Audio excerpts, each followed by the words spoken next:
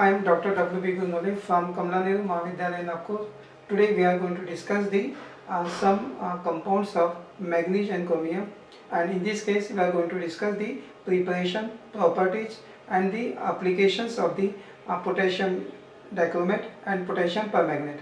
So, and also we are going to discuss the important features, that is physical and chemical properties of D block elements. So here there are different methods of the preparation of KMnO4 and K2Cr2O7, and also chemical reactions. All these parts about the compounds of manganese and chromium we are discussing in today's presentation. So the today's topic is a transition and inner transition element, chapter number 8, and in this case we are going to see the topics are compounds of manganese, preparation of potassium permagnate, chemical properties of potassium permagnate, uses of potassium permagnate, compounds of chromium, preparation of potassium dichromate and chemical properties of potassium dichromate, and also some applications of the potassium dichromate, and common properties are there of D block element. In that case we are going to discuss the physical, what are the physical properties and chemical properties. So all these are the parts of the contents of today's presentation. So first part is the compounds of manganese, and here important compound of manganese is the potassium permagnate. The formula is KMnO4, and in this case first of all we are going to see the preparation of potassium permagnate, that is how KMnO4 is prepared. So first method is a chemical oxidation, and in this method when we have to take the manganese dioxide MnO2 in finely divided part, and this part is heated strongly with the fused mass of caustic potash and oxidizing agent potassium chlorate, and forming a, then we get the compound, what is the dark green potassium permagnate is obtained. So here green black, so here green black color is there and a dark brown color. So MnO2 is react with the KOH, and this is the potassium chlorate, and this potassium chlorate, potassium hydroxide and MnO2 manganese dioxide, we have to take start from the reaction with the MnO2, and after reacting we have to heat strongly, and after heating it we get K2MnO4 and KCl and 3H2O. So this formation of here first important compound is formed, that is the K2MnO4. So here these 6 potassiums are here, so potassiums are 6, manganese are 3, so manganese are 3, oxygens is balanced here 3, 6, 9 and 3, 12, so here also 12 oxygen and 3, 15 oxygens are there. So here also 6 and 6, 12 and 3, 15 oxygens are, both the sides are having 15 oxygen. So this is the here in the first step formation of K2MnO4 is there. And now in case of neutral or acidic medium, the green potassium magnate disproportionate, means undergo disproportionation and forming KMnO4. So this and MnO2. So the reaction is shown. This compound obtained green color is we have to take here, and then it get decomposed or disproportionate, and we get these two types of compound MnO2 and KMnO4. So here it reacts with the water and carbon dioxide present in the air, and after that it form 2KMnO4 and MnO2 and 4K potassium bicarbonate. So in this way we get after getting this, so this green color get disproportionate in the presence of this water and carbon dioxide, and we get the compound KMnO4 and MnO2. So 2 molecules of KMnO4 is formed. So in this way this is the first method, which is known as chemical oxidation method of synthesis or preparation of potassium permagnate. So this is one method. Second method is also there, and this method is a electrolytic oxidation. So in this method of electrolysis is taking place, and alkaline solution of magnate ion is electrolyzed between the iron electrode separated by the diaphragm, and overall reaction is shown here. So this is the electrolytic oxidation. So in this case K2MnO4 we have to take, and after that oxidation with here nascent oxygen, and we get the 2 KMnO4, 2 molecules of KMnO4 and 2 KOH. So 2 potassium and these 2 oxygen and 2 hydrogen. So these 2 and these 2 potassium, 2 KOH get formed, and here we get the 2 molecules of 2 KMnO4 in this case. So here oxygen which is evolved at anode convert magnate to permagnate. So in this way the reaction taking place in the presence of electrolytic oxidation, and in this case the solution is then evaporated and forms deep purple black colored crystals of potassium permagnate. So color of the potassium permagnate is a dark deep purple or black colored crystals of potassium permanganate are obtained. So oxygen is liberated at the anode. These undergo the oxidation, and therefore this compound, that is magnate compound, is converted to permagnate. So this is magnate and this is the permagnate compound is obtained. So this is the another method of preparation of KMnO4 compound. And after that some reactions are there, that is called chemical properties of KMnO4, and in acidic medium the oxidizing reactions of KMnO4 are shown here. And first is the oxidation of iodide to iodine, second is the oxidation of Fe2 plus to Fe3 plus. So first is the here KMnO4, and this is the reaction is shown here. In this case for conversion of iodide to iodine, and oxidation is taking place, and in this case two reactions are there actually, and that is a MnO4 minus plus 8H plus 5 electron to form Mn2 plus 4H2O. Another is iodide, so I minus, we have to take the twice I minus, forming I2, and there is a loss of 2 electron. So in case of MnO4 minus we have to add H plus ion. So two reactions are there. First is a MnO4 minus plus 8H plus, and balance these charges, 5 electron we have to add, and then forming Mn2 plus and plus 4H2O. So 5 electrons are present. So this is the on the left hand side, and iodide is there. So twice iodide, twice I minus, forming I2 plus 2 electron. So number of electrons are here. Twice I means my negative, so right side also have the equal number of charges. So twice I minus left side, and I2 plus 2 electron we have to add for balancing the negative charge. And now number of electrons are in the first reaction is 5 electron, in the case of second 2 electrons, and therefore multiply the equation 1 by 2 and equation 2 by 5. So number of electrons are now 10, so it can be cancelled, and we get the equation here that we have to multiply the first equation by twice. So twice MnO4 plus 10 here plus the what is then 10 I minus, and also 16H plus, and 2 Mn2 plus 5 iodine plus H2O. So here should be a in this reaction is shown. So this is the overall reaction is shown here. Here should be a 5H2O. So here 10 iodide is there, so here should be 5I2, so then it get balanced. So this is the first oxidation of iodide to iodine. So two half reactions are there. After balancing the electron we get, this is the final reaction. Again I am repeating that two half reactions are there. One is a I have not shown here, but now I am giving how it is obtained. MnO4 minus plus 8H plus 5 electron, forming Mn2 plus 4H2O, and in the second case twice I minus to form I2 plus 2 electron. So number of electrons are first in 5 electron, in the second case 2 electrons. So to balance it, multiply the equation to 1 by 2 and second equation by 5. So total number of electrons should be get balanced, 10 electron. So after that we have to add, and we get, this is the final equation. And in case of second, now there is a oxidation of Fe2 plus to Fe3 plus. Whenever there is oxidation, the increase of oxidation number 2 plus to 3 plus means the reaction is oxidation. If there is a reduction in the oxidation state or charge here, we can say that then it is a reduction. But this is now oxidation of Fe2 plus to Fe3 plus. And in this case again now there are two reactions, and the two reactions are that is, we can say that this is the conversion of ferrous salt to ferric salt. First reaction is MnO4 minus plus 8H plus 5 electron, and forming Mn2 plus 4H2O, and in second Fe2 plus forming Fe3 plus 1 electron.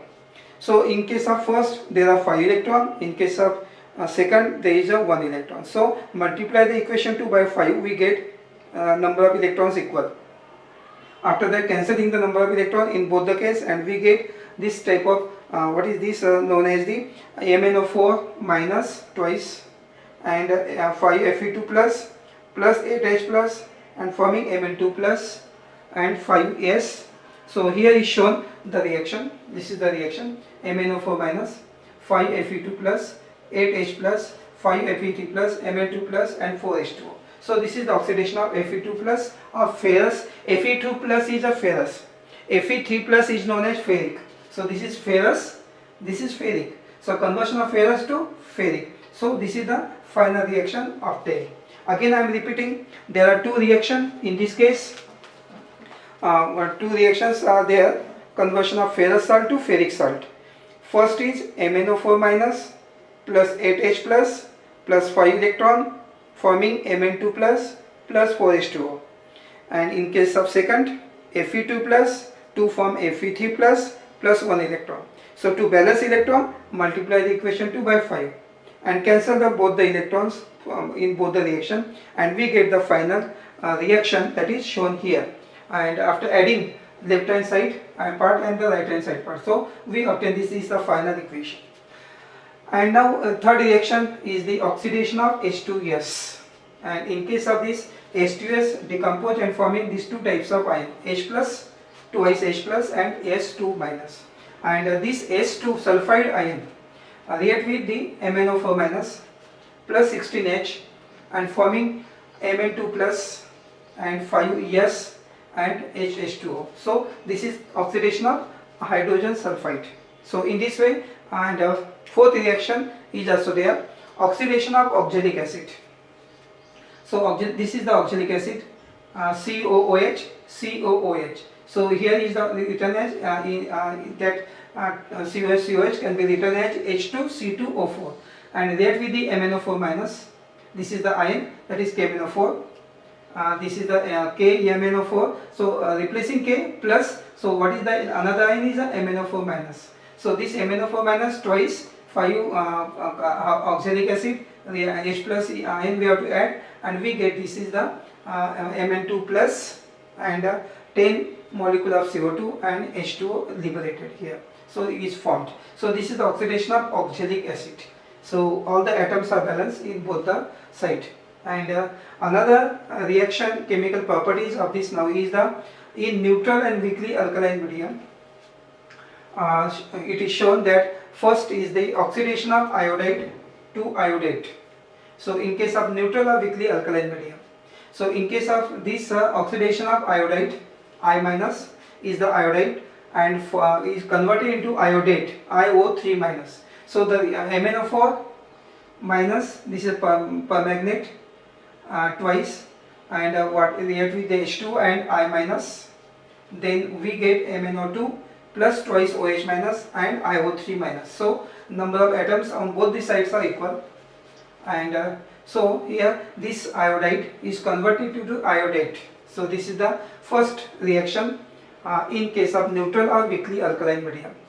And second is the conversion of this thiosulfate. This is the thiosulfate is oxidized to sulfate. SO4 is the sulfate.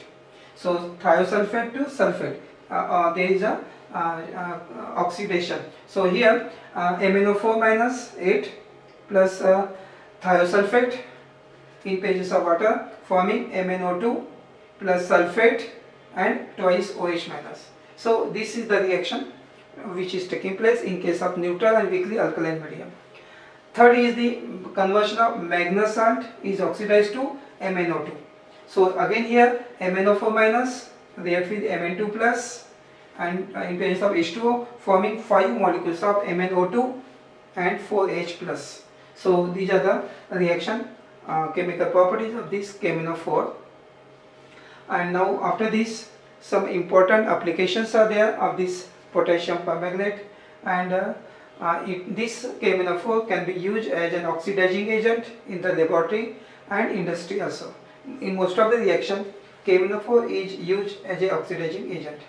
Another application is volumetric. It is also used for the volumetric estimation of ferrous salt, oxalate and other reducing agent also. because it is oxidating agent and therefore can be used for the estimation of ferrous, oxalate and some other reducing agent.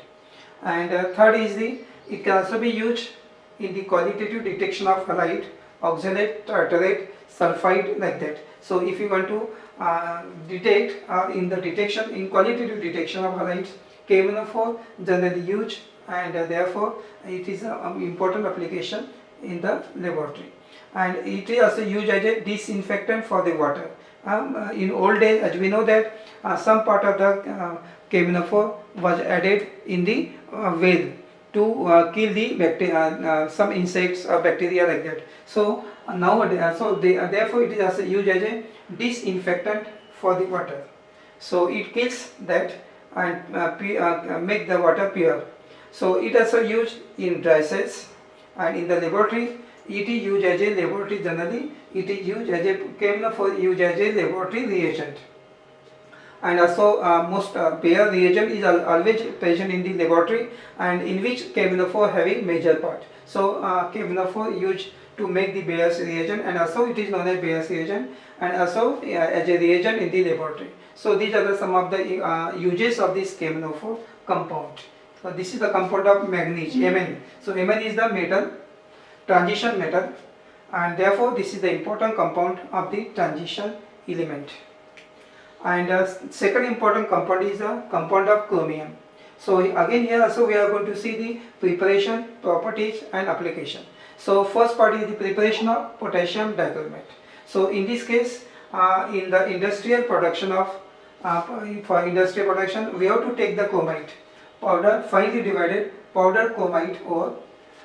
It is heated with the anhydrous sodium carbonate. This is the, no water is there, anhydrous sodium carbonate. This is sodium carbonate, and this is the chromite powder. And flux of line in this reaction is taking place in the presence of air. This is oxygen, and in a reverberating furnace. So furnace have high temperature. We can maintain the temperature in the furnace, and this one powdered chromite and the sodium carbonate in presence of oxygen, it is heated in the furnace, and after some time we get this sodium chromate. So Na2CrO4, Fe2O3 and carbon dioxide gas is involved. So whenever there is a carbonate, from this carbonate carbon dioxide get evolved. So here 8 CO2, CO3 are there, so 8 molecules of CO2 get released, and we get the compound mainly the sodium chromate. So this sodium chromate obtained in this first step, in this reaction, then this reaction, after that obtaining that, it is extracted with the water and then reacted with the concentrated sulfuric acid. So acidification we have to carry out in the presence of acidic, and then it is converted to the sodium dichromate, and yes, after that we get the sodium hydrated sodium sulfate. So here see the reaction, how it is converted. So this compound obtained, Na2CrO4 we have to take here, it reacts with the sulfuric acid and forming sodium chromate, Na2Cr2O dichromate. So this is sodium chromate, and we get sodium dichromate. Now this is the Na2Cr2O7, and sodium chromate will react with the acid, concentrated sulfuric acid, it is converted into sodium dichromate, and another compound is NaCl and Na2Cr2O7 some water. So this compound now, after this is second step, and this compound we have to take, and after that we get this is the sodium dichromate. When it reacts with the KCl, we get potassium dichromate. So sodium get replaced by potassium. So in place of sodium, potassium is coming, and two molecules of NaCl get released. So this is the important preparation method of potassium dichromate. So these are the three reactions. This is the first step, we get sodium chromate. In second step, when react with sulfuric acid, we get sodium dichromate, and after that sodium dichromate when react with the KCl, forming the two molecules of NaCl, 2Na and 2Cl, and potassium comes here, so we get the potassium dichromate. So this is the preparation method of potassium dichromate. Another method is, now this is one important method, and given in the textbook, and also now we are also going to see what is the chemical properties of this potassium dichromate. Some reactions are there, chemical reactions are there of the potassium dichromate. First reaction is the oxidation of iodide minus, that is iodide ion from aqueous solution of Ki is acidified with K2Cr2O7 and give iodine. So iodide is converted to the iodine. So the reaction is shown here. This potassium, these are the reactions of potassium dichromate. So potassium dichromate when react with the Ki and in presence of acid we get K2SO4 and forming Cr2SO4 twice, and iodine are the compounds. So iodide is converted to the iodine. So this is the one, this is the oxidation of, we can say that this is the oxidation of iodide to iodine. So this by using potassium dichromate. So this is the Ki, this is the potassium iodide, and we get iodine. So in this way, this is the first reaction, that is oxidation of iodide to iodine. In the that is the,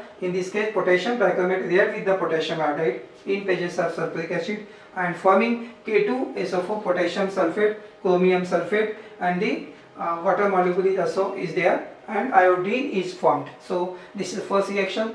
And in case of second reaction, when H2S gas is passed through the acidified potassium dichromate solution, H2S is oxidized to pale yellow precipitate of sulfur, and also simultaneously potassium dichromate is reduced to the chromic sulfate, and which is reflected as color change, and so of the solution from orange to green. So first initially the color was orange, and after that we get the color green. So here potassium dichromate here with the H2S in presence of acid, we get potassium sulfate, chromium sulfate, and sulfide is formed. So here this is the H2S gas is passed through the acidified potassium dichromate solution, then H2S oxidized to pale yellow precipitate of sulfur.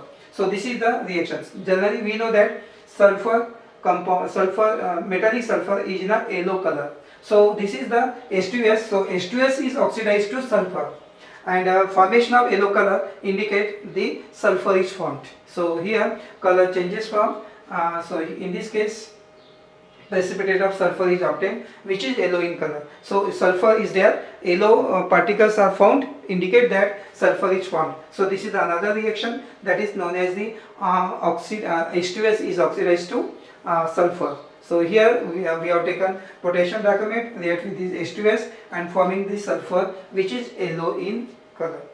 And simultaneously also potassium dichromate is converted, or is converted into or reduced to the chromic sulfate. So this is the chromic sulfate and this is potassium dichromate. So here H2S is oxidized to sulfur, and here simultaneously potassium dichromate is converted to chromium sulfate or reduced to chromium sulfate. So this is another reaction, second potassium dichromate. Only two reactions are there, first and second, and so some reactions are here.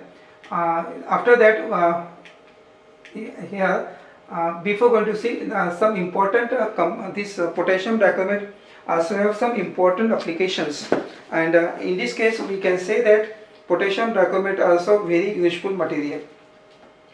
For potassium dichromate are used for volumetric estimation of ferrous salt, iodide, and sulfide.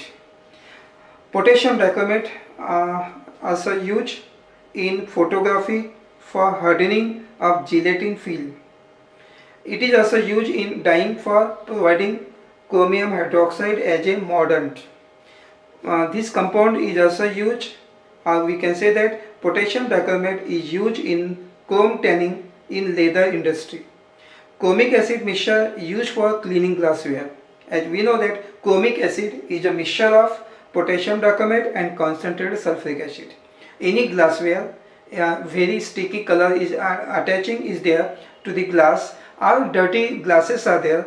To clean all these dirty glasses in the laboratory, we have to use chromic acid solution. So it is very useful for cleaning glassware, and this chromic acid is a mixture of potassium dichromate and concentrated sulfuric acid, generally known as chromic acid. So generally the teacher says that use chromic acid for clean the glass, that is we can say burette, pipette, volumetric flask, or the conical flask, or the beakers. So to clean this glassware we have to use chromic acid. So potassium dichromate when mixed with the sulfuric acid used as a this mixture known as chromic acid and used as a cleaning agent for the glassware. Potassium dichromate also used as an oxidizing agent. Like potassium permagnate, it is also used as an oxidizing agent. It is also used for preparation of chromic compound like chromalum, it is a double salt, chrome yellow and also chrome red. So these are the important applications of this potassium dichromate. And important is it is also used in a photography for hardening of the gelatin film. So all these are the applications of this potassium dichromate. So both these compounds, potassium permanganate and potassium dichromate, are very useful. And some important physical properties of d block elements are there. These are not so important, but we should know what are the physical properties of d block element, that is transition element. All the d block elements are lustrous, shining, because all they are metals. They are hard and have high density. Again, it is because of the all are metals and therefore density, and it is also they are because of the metal, they are hard and also have high density. Third is that they also have, because of the hardy nature, they have high melting and boiling point. They also because of all the elements are metal and therefore they are good electrical and thermal conductors. They also have high tensile strength and malleability, and they also can form alloy with the transition and non-transition element. Number of we have already seen what is alloy. Alloy is a mixture of two or more metals. So these elements have strong tendency to form the alloy with other transition and non-transition element.